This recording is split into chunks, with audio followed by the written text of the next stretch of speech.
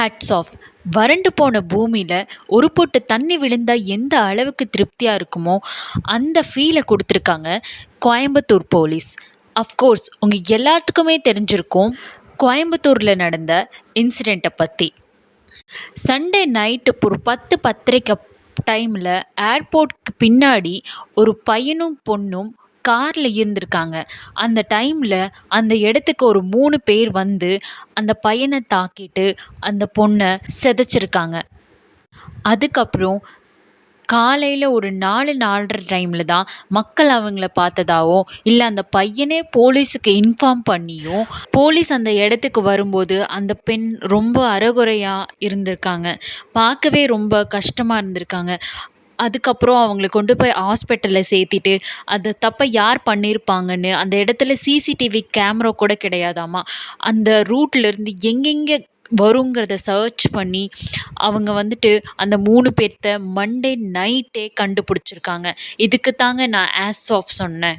24 ஹவர்ஸ்க்குள்ள அவங்கள கண்டுபிடிச்சே ஆகணும்னு வெறி கொண்டு தேடி அவங்கள கண்டுபிடிச்சிருக்காங்க. அப்படி அவங்கள பிடிக்க போகும்போது அவங்கள ஒருத்தர் போலீஸை தாக்கியிருக்காங்க. திருப்பி போலீஸும் அவங்கள சுட்டிருக்காங்க. 2 பேர்த்துக்கு காலில் அடிபட்டிருக்குது. அவங்களையும் ஹாஸ்பிட்டல் கொண்டு போய் சேர்த்திருக்காங்க.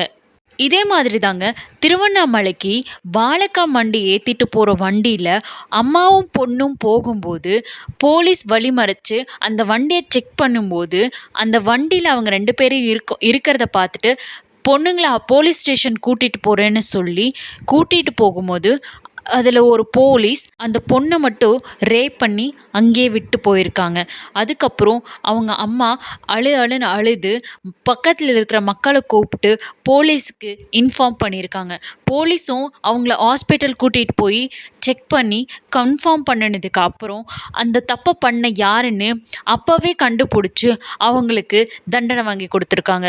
நாம் ஒரு இடத்துல போலீஸ் வந்து தப்பு பண்ணுறாங்கன்னு பேசுகிறோம்.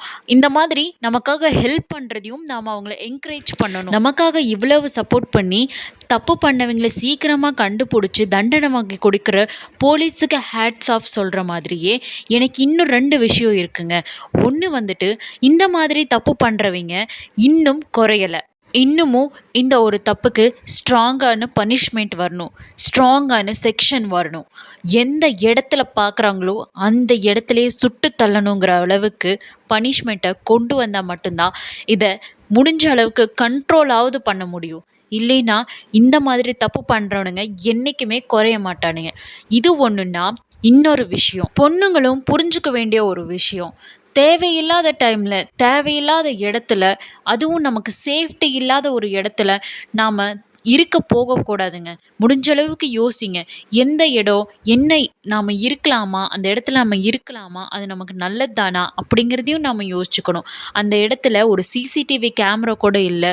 மிகவும் இருட்டான பகுதின்னு சொல்கிறாங்க, புதர் இருக்கிற பகுதின்னு சொல்கிறாங்க.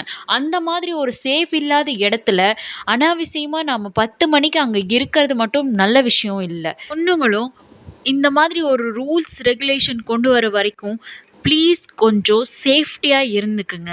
நம்ம அந்த இடத்துக்கு போனால் நம்மளை கூட்டிகிட்டு போகிற ஒருத்தர் மட்டுமே நம்பி நம்ம போக முடியாது.